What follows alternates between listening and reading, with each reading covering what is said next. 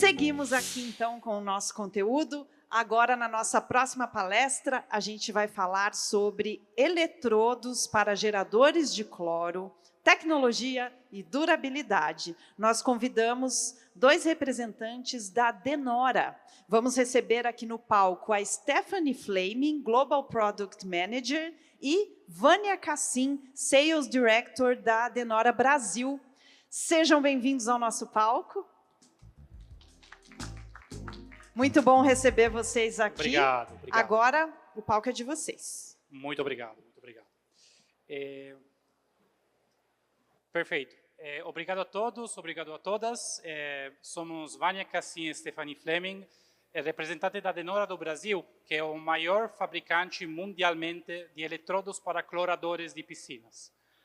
Hoje estamos aqui com a possibilidade de trazer também um conteúdo de fora, ou seja, a experiência global da Stephanie, que vem nos visitar dos Estados Unidos com um conhecimento que vem também de mercados externos, ou seja, os mercados mais maturos e nesse tipo de segmento. Stephanie tem 18 anos de experiência passando por segmentos quais, por exemplo, assistência técnica, a parte de pesquisa e desenvolvimento e hoje como gerente global de produtos.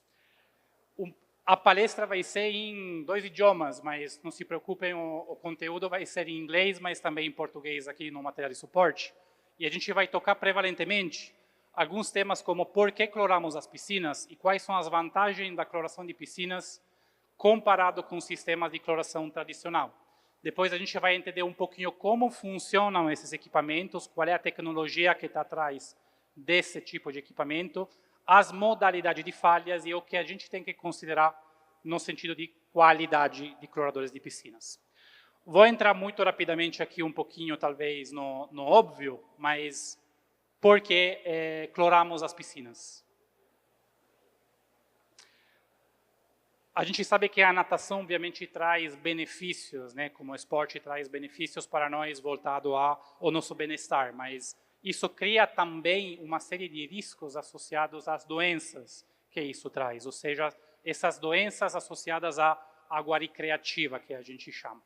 Dentro desse contexto, a gente tem que manter a qualidade da água, é a melhor forma para a gente conseguir oxidar os contaminantes das águas e sanificar a água. Obviamente, hoje a metodologia mais reconhecida é, obviamente, a emissão de cloro. Então, como desinfectante e oxidante, obviamente, hoje a tecnologia mais tradicional é a tecnologia do cloro. E o que acontece? Por que a gente clora as piscinas? Porque os banhistas, dentro de 1 hora, podem liberar até 1 litro de suor, podem liberar alguns contaminantes, quais urina, substâncias fecais e etc. E talvez a coisa pior é pensar que dentro de 1 hora a gente pode ingerir cerca de 50 mililitros desse conteúdo. Conteúdo, obviamente, contaminado. Então, por que a gente entra na lógica de clorar as piscinas dentro de um contexto diferente do uso simplesmente do cloro granulado, que é uma tecnologia, obviamente, eficiente? Eu usaria duas principais palavras: segurança e conforto. Por que segurança? Porque o tratamento através do cloro granulado é um tratamento que nos traz algumas dificuldades voltadas a quem que vai fazer esse tratamento, quanto cloro que vai colocar, está fazendo as medições de forma correta. Enquanto através de um clorador, eu consigo programar, dependendo obviamente do equipamento, eu consigo programar a quantidade de cloro que eu quero que seja, obviamente, colocada dentro da água da piscina. A outra questão é relativa ao conforto que eu sinto, porque não são criados alguns subprodutos que normalmente são criados durante o uso dos sistemas tradicionais. Que isso traz o desconforto do desabamento da roupa, dos olhos vermelhos, da sensação de pele seca. Nesse caso, a gente está partindo de uma água com um pequeno conteúdo de sal, que a gente não consegue sentir porque a quantidade é muito pequena. E, obviamente, isso traz esse conforto da pele sedosa, traz um pouquinho mais de gosto e de prazer dentro do contexto de uma piscina. Agora, infelizmente, temos esse probleminha aqui na parte... A gente não consegue resolver aqui, né? Porque aqui tem um pequeno gráfico que traz especialmente os responsáveis da parte de manufatura. seria interessante mostrar para vocês que os dois mercados mais maturos hoje em dia são Estados Unidos e Europa. Mas temos que considerar que o Brasil é o segundo país com mais piscinas instaladas no mundo, só atrás dos Estados Unidos, e a taxa de adesão para esses sistemas alternativos de cloração é muito baixa. O que isso me diz? Eu, como, por exemplo, representante aqui de alguma empresa que fabrica geradores de cloro para venda no mercado brasileiro e latino-americano, que o espaço de crescimento no Brasil e na América Latina é muito grande.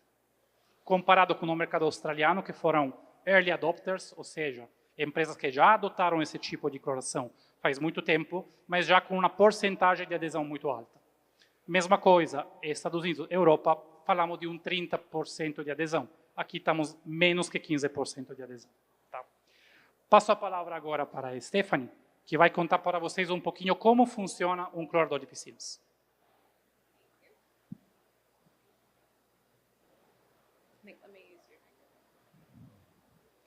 Okay, so how do salt chlorinators actually work?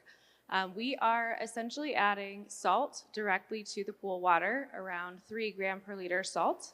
For reference, your human tears are around 9 grams per liters. This dissolved salt processes through the piping through the filtration system, so your pump and filter, and the saltwater chlorinator is the last item before the returning to the main pool water. Within the salt cell, you have the electrode pack. Within the electrode pack, the water and salt are powered with electricity, and this generates your chlorine that is then in the form of hypochlorous acid and hypochlorite. When the chlorine itself is utilized, whether it's killing pathogens or oxidizing dirt, sunscreen, and other bad actors in the pool, it goes back to sodium chloride and continues on in that recyclable process. So all of the species going through the cell itself, you have your sodium chloride and water, so sodium and chloride as ions as dissolved.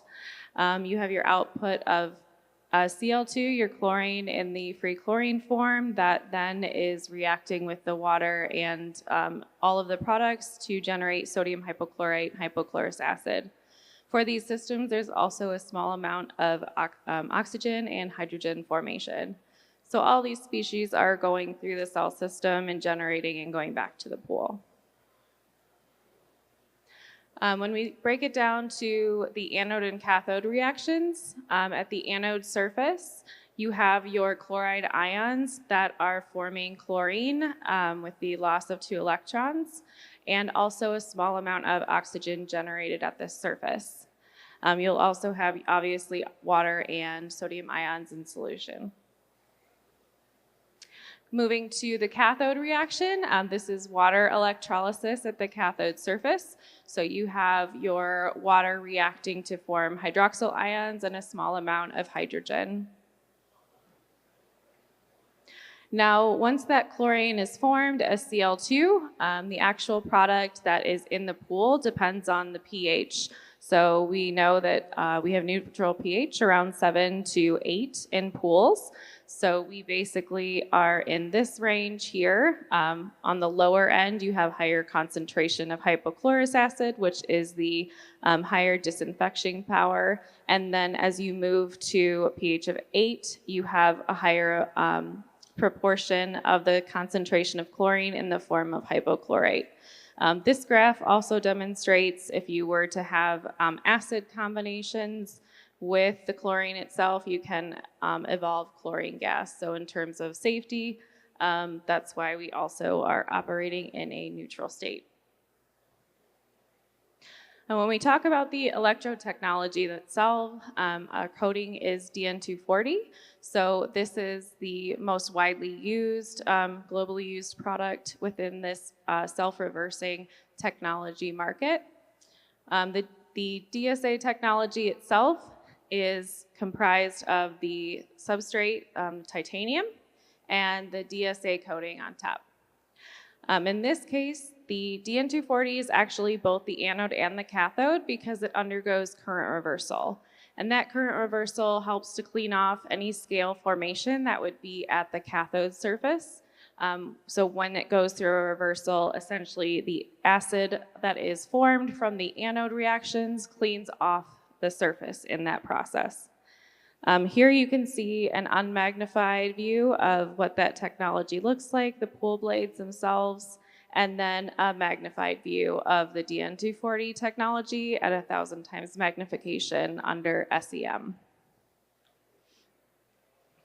Moving on to different anode failure methods. The standard failure method for DSA is passivation.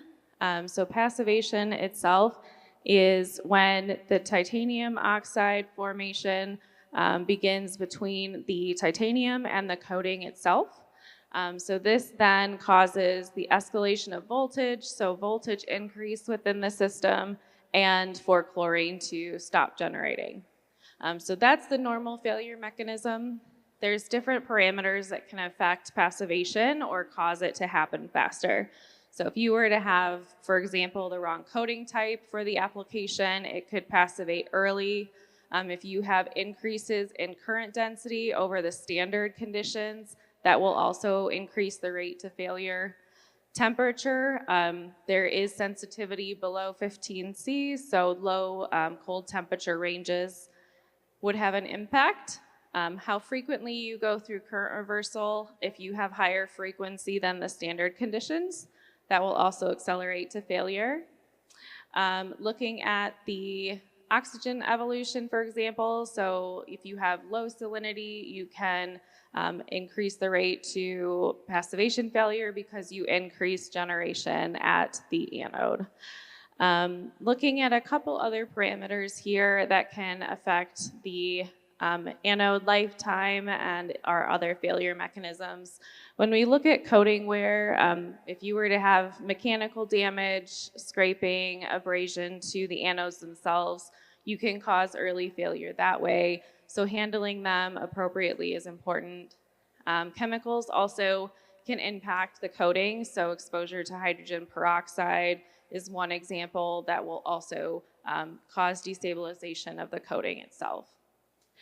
And then moving on to looking at blinding deposits, so any type of deposits that cover the surface of the anode itself, they can cause areas that are higher current density, the areas that are open, those will increase time to failure, as well as having not having access to the chloride itself. So the chloride ions are needed to make the chlorine, and that prevents access.